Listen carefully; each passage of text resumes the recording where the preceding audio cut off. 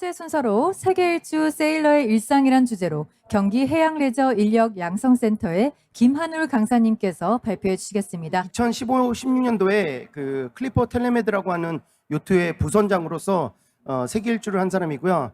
현재는 여기 경기 해양 레저 인력 양성센터에서 강사를 하고 있고, 또 이제 곧 오픈할 부산항 북항 마리나 시설관리 총괄이사 역할도 맡게 되었습니다. 그래서 일단 세계 일주를 하면서 저희가 배에서 겪었던 여러 가지 일상들을 좀 보여드리려고 하는데요. 일단 세계 일주라고 하는 좀 거대한 어떤 그 도전에 대해서 모르시는 분들이 많아서 몇 가지 좀 설명을 드리고, 그다음에 제가 참가했던 클리퍼 대회가 어떤 건지 좀 설명드리고, 그다음에 워치 시스템이라는 거를 항해를 24시간 하기 위해서는 그 정해진 인원을 갖고 계속 돌려야 되기 때문에 워치 시스템을 하는데, 그거에 대해서 잠깐 설명드리고 이제 사진을 겸비한 여러 가지 일상들을 보여드리겠습니다. 일단 뭐 세계 일주가 뭐냐라고 하는 그 논란이 되게 굉장히 많습니다. 그래서 옛날에는 원래 시작점과 도착점이 동일해야 되고 대척점이라는 게 있습니다. 지구가 하나의 구이기 때문에 한쪽 면에서 지구의 중심을 관통하는 직선을 그었을 때 반대쪽에 대척점이 생기거든요. 그 두 대척점을 지나야만 그거를 진정한 세계 일주라고 정의를 했는데, 아무래도 이쪽은 바다고 반대쪽은 땅이면 대척점을 통과를 못하기 때문에 약간 정의를 변경을 했습니다. 그래서 지금 현재 그 세계적으로 인정받는 데는 이 월드 세일링 스피드 레코드 카운슬이라고 하는 단체에서 기록을 보존을 하고 있는데요. 마찬가지로 시작과 도착점이 동일해야 되고요. 적도 및 모든 경선을 통과해야 되고요. 그 다음에 대권 항로로 최소한 21,600캐리를 항해를 해야 됩니다. 이 21,600캐리가 어디서 나오냐면 지구의 원둘레입니다. 그러니까 즉 지구 한 바퀴를 돌아야 인정을 해주겠다는 거거든요. 그래서 이거 갖고 굉장히 논란이 많습니다. 굉장히 뭐 도전하는 것 자체도 굉장히 어려운 거지만 21,600캐리를 충족을 못 해가지고 세계 일주로 인정 못 받는 사람들도 꽤 많거든요. 그거는 뭐 정의하기 나름이지만, 일단 하여튼 지금 세계적으로 가장 인정 많이 받는 거는 이 월드 셀링 스피드 레코드 카운슬이라고 하는 데서 정의한 그 세계 일주만 그 기록을 남기고 있습니다. 그리고 제가 참가했던 클리퍼 대회는 굉장히 독특한 대회인데요. 세계 일주 하는 대회들이 여러 개가 있습니다. 그 중에서 저같이 아마추어나 이런 사람들이 참가할 수 있는 어떻게 보면 유일한 대회고요. 이 항로를 보시면 영국에서 시작해서 이거를 보통 순방향이라고 그러거든요. 조금 더 쉬운 방향으로 하는데 이 방향으로 해서 세계 일주를 하는 거고요. 좀 특징적인 게 세계 최장 플리트 레이스입니다. 그래서 원래는 12개의 요트로 경주를 하면서 세계 일주를 하는 거였는데 재작년에 사고가 나가지고 한정이 빠졌습니다. 그래서 현재는 지금 11대로만 운영을 하고 있고요. 그리고 제가 프로암 대회라고 했는데 이게 원래는 아마추어 대회이긴 하지만 여러 가지 보험이나 이런 것 때문에 프로들이 껴야 돼요. 그래서 선장이랑 APQ라고 하는 두 가지 직책만 갖고 있는 사람은 프로, 즉 돈을 받으면서 항해를 하고요. 나머지 사람들은 다 아마추어들입니다. 그리고 이게 그 설립은 이따 제가 보여드릴 그 서 로벤 넉스 존슨이라고 하는 사람이 만든 건데 1996년도에 처음 시작했고요. 2년에 한 번씩 돌고 있고, 이 아이디어가 어디서 나오냐면 1886년도에 중국에서부터 영국까지 오는 그레이트 티 레이스라는 게 있었대요. 이것도 그냥 자연스럽게 발생한 경주인데 차가 제일 많이 나오는 그 중국에서 영국까지 누가 더 빨리 갖다 주냐, 즉 제일 먼저 빨리 갖고 온 사람이 돈을 제일 많이 벌 거 아니에요.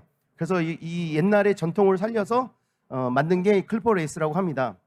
그리고 사용하는 요트는 약 23m 정도 되는 클리퍼 70이라는 배입니다. 이분이 제가 굉장히 존경하는 세일러인데요. 지금 현재로 세계 최초 단독 무동력 무기항 세계 일주자입니다.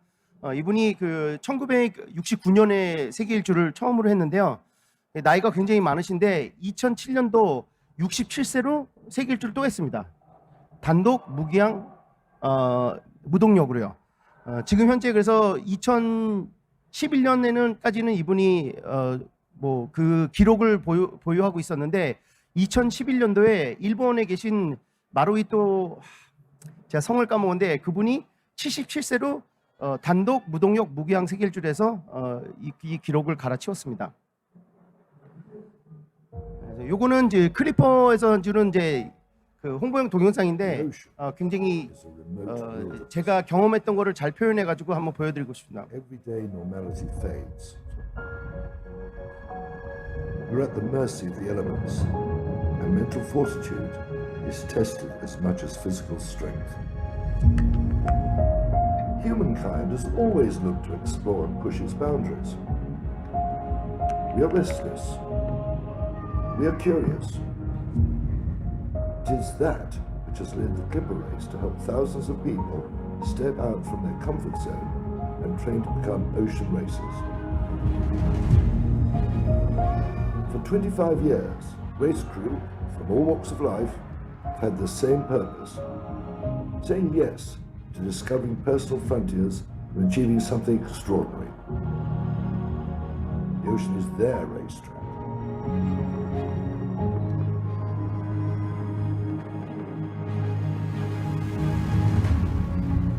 Those who have the courage to cross an ocean, under sail, harnessing the power of the wind, can call themselves true adventurers.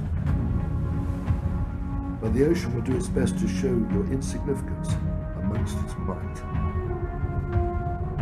You will experience Mother Nature in the roar and feel her fury.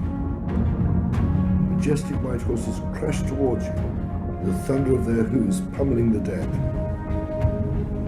Yet the ocean and its backdrop will reward as much as it does challenge. Vibrant displays from the natural world etch into the soul of even the most weary sailor. And for your homecoming, man's earthly sense stretches its tendrils before it comes into sight. The coastline beckons, a unique emotion descends. Joy, pride, or a sense of togetherness that is rare to find. The ocean awaits anyone who dares to push themselves to their absolute limit.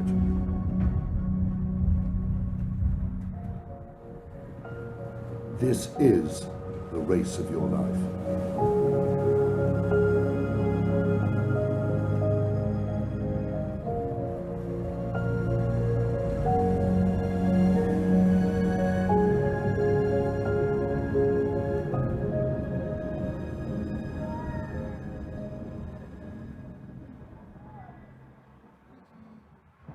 그래서 이 경주가 저한테는 굉장히 제 인생에서 전환점이 됐고 굉장히 항해하는 데에서뿐만 아니라 인생을 사는 데 있어서 굉장히 많은 깨달음을 줘가지고요. 궁금하신 분들은 여기 홈페이지 가시면 여러 가지 내용이 있습니다. 일단 그 워치 시스템을 설명을 드리자면 저희는 항상 경주하는 상태이기 때문에 24시간 동안 배가 돌아가야 됩니다. 그래서 보통 한 배에 20명씩 타고 있는데 10명, 그러니까 3조 시스템이 있고 2조 시스템이 있는데 어쨌거나 그 한 조가 쉬고 있으면 나머지 조들은 다 일해가지고 그 깨어 있어서 일을 해야 됩니다.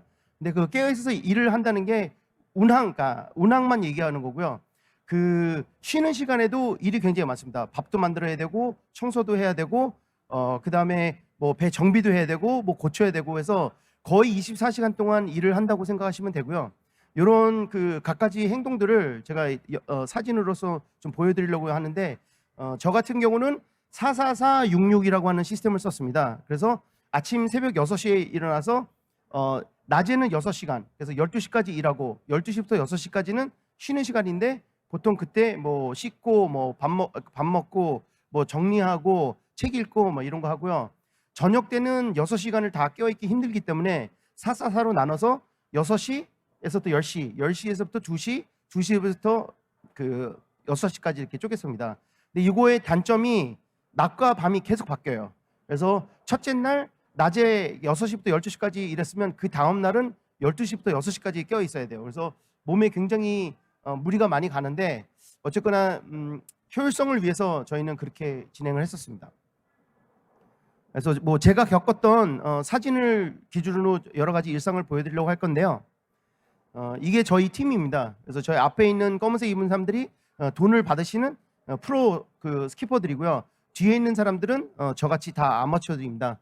그래서 이 팀으로 12개의 팀으로 나눠서 저희는 항해를 했습니다. 그래서 가게 되면 이렇게 여러 가지 장비를 주는데요. 이런 거는 이제 파울리라 그래가지고 기상이 안 좋았을 때 입는 겁니다.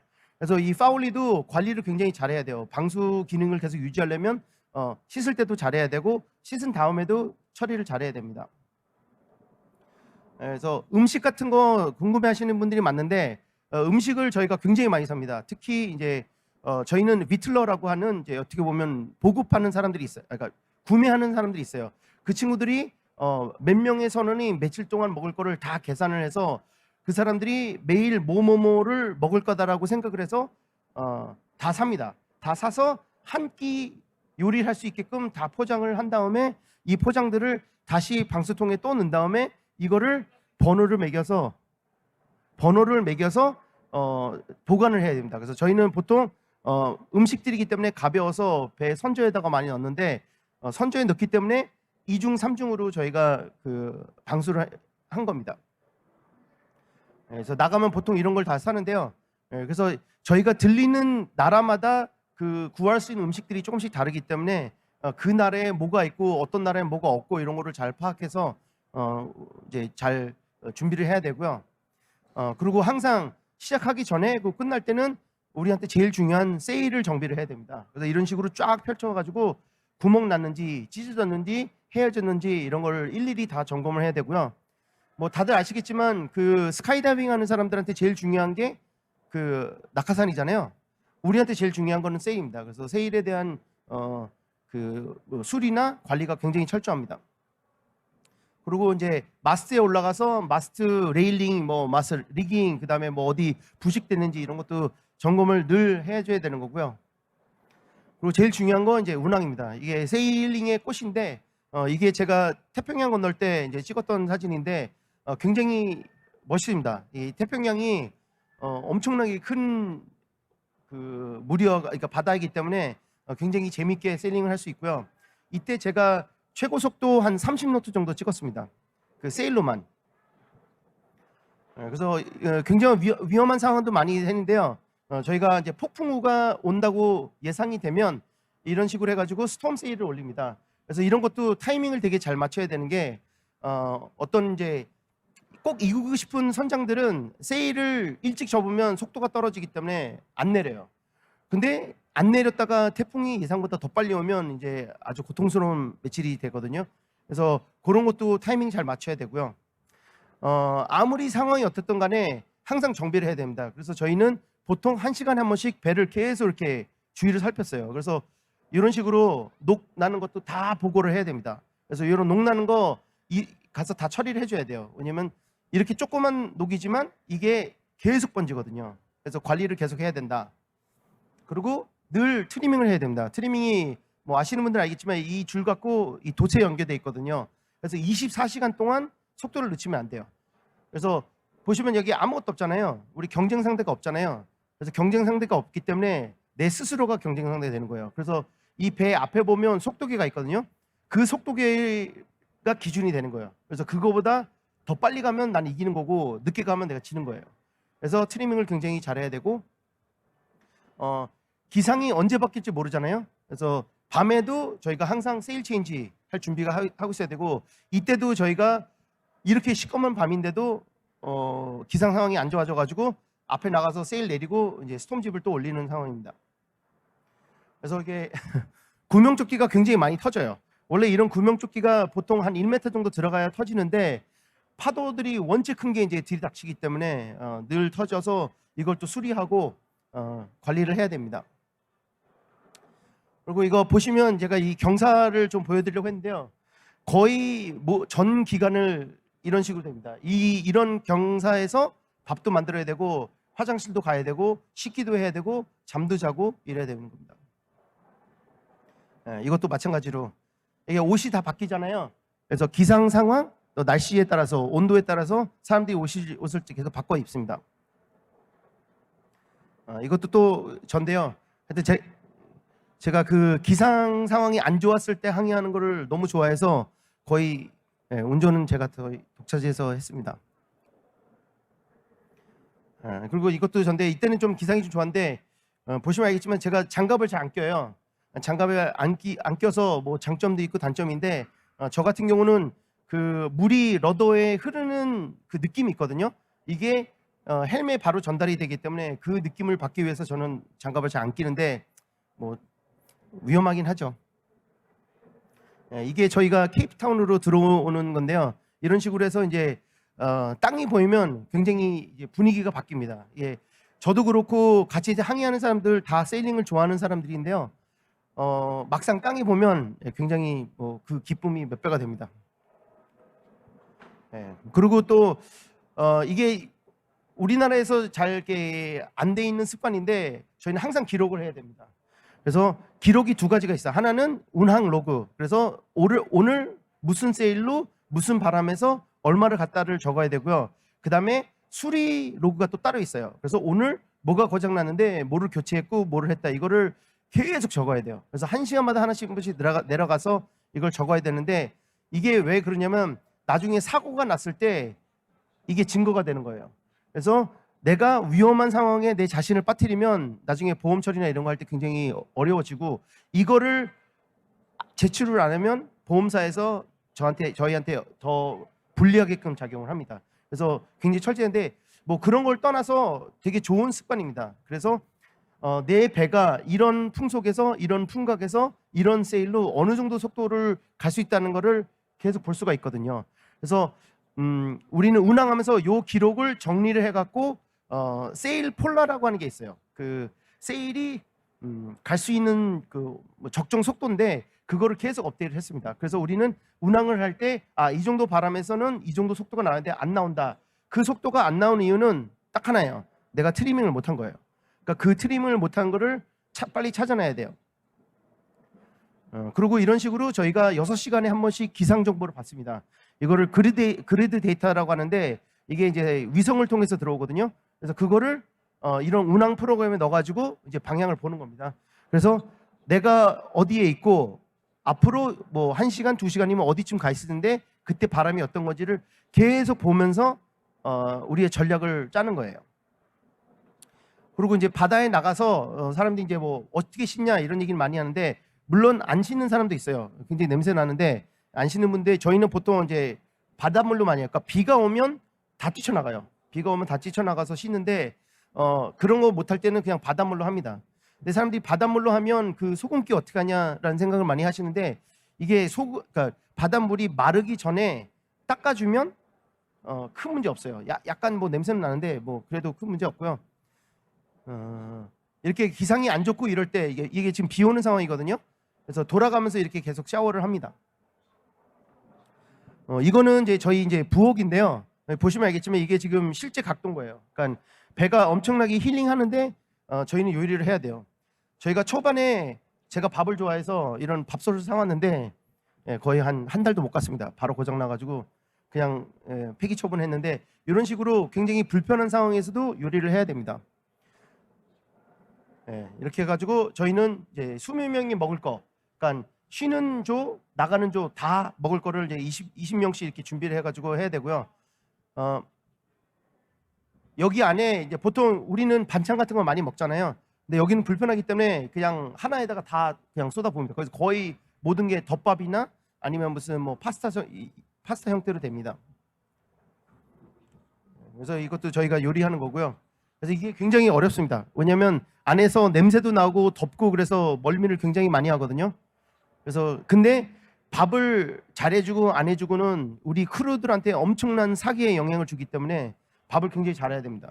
밥을 못하면 진짜 하루 종일 사람들이 기분이 안 좋아가지고 굉장히 중요한 역할입니다. 이거 제가 만든 건데 저희는 빵을 항상 만들었어요. 이게 별것도 아닐 것 같은데 굉장히 힘든 상황에서 따끈따끈한 빵을 주면 우리 크루의 사기가 달라져요. 그래서 항상 빵을 만들었고요.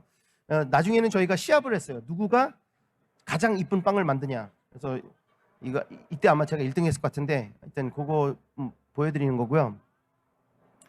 그리고 케이크도 만들어야 돼요. 그래서 바다에서 무슨 케이크냐. 근데 이게 뭐 그냥 한두 시간짜리 타는 여행이면 큰 문제 없는데 저희는 막 6주 뭐 8주씩 다녀야 되잖아요. 그래서 항상 디저트를 줘야 돼요. 디저트를 안 주면 사기가 달라져요. 그래서 항상 케이크도 만들고, 요거는 그 제 여자친구랑 저랑 제 200일인가 됐을 때인데, 그래서 제가 저랑 제 지금 현재 와이프 이름을 써갖고 이제 케이크를 구워서 이렇게 사진을 찍어서 보내줬습니다. 그리고 밥은 이제 이런 식으로 살론에서 먹을 때 있고 바깥에서 먹을 때도 있는데요. 하여튼 먹는 게 굉장히 중요합니다. 먹는 거가 주는 거에 따라서 우리 크루들의 사기가 달라지기 때문에 굉장히 중요하고요. 바깥에서 이렇게 먹을 때도 있고, 그리고 특히 서양 애들이랑 세일링을 하다 보면 또 이것도 좋은 습관인데 티타임을 항상 가져요.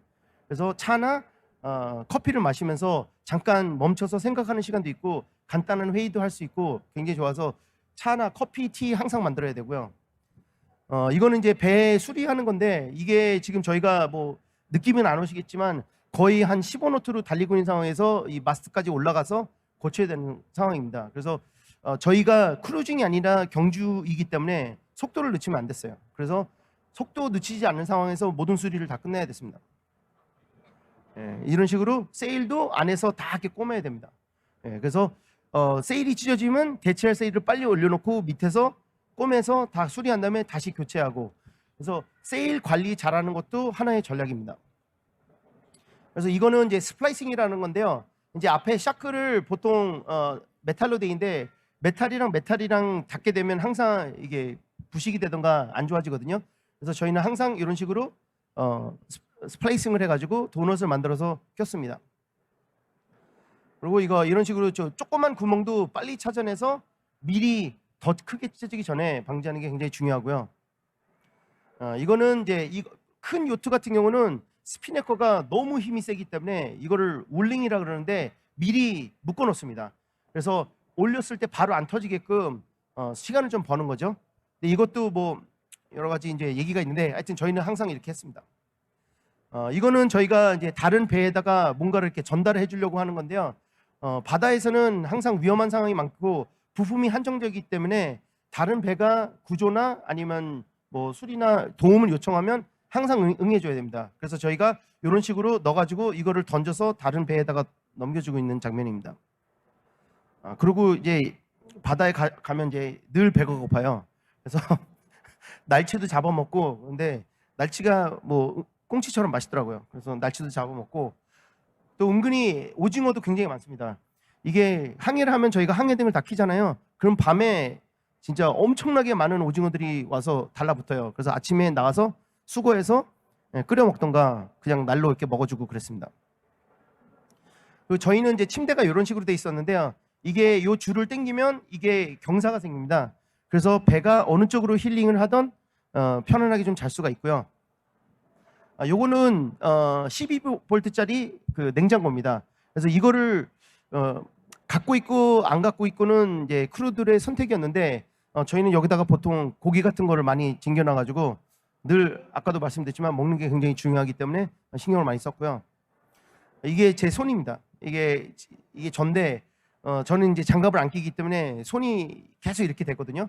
근데 이게 계속 반복이 되면 엄청나게 두꺼워집니다. 그래서 지금 뭐 보시면 크게 없는데 지금도 저는 장갑 안 껴도 세일링이 충분히 가능하게끔 굳은 살이 안에 다 있는 겁니다.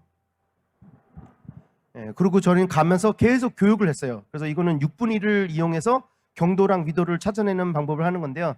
이게 저희 선장이었고, 선장이 이제 가면서 약간 여유가 있을 때는 늘 교육을 시켰습니다.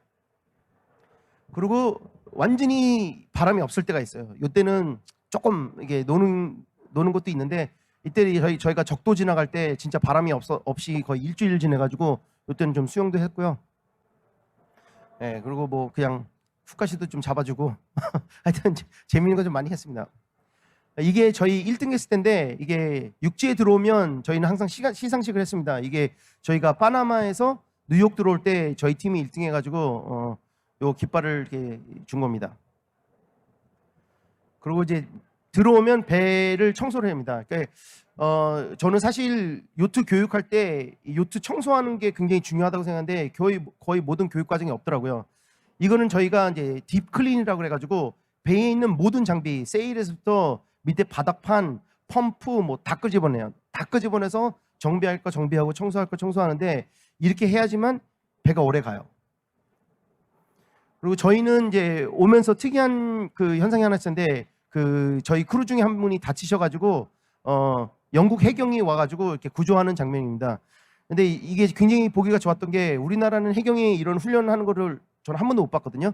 근데 영국에서는 늘 해요. 그래서 헬리콥터가 위에 오면 갑자기 무전기로 그 선장한테 연락이 와요. 그래서 우리는 무슨 해경인데 이러한 훈련을 하고 싶습니다. 도와주시겠습니까?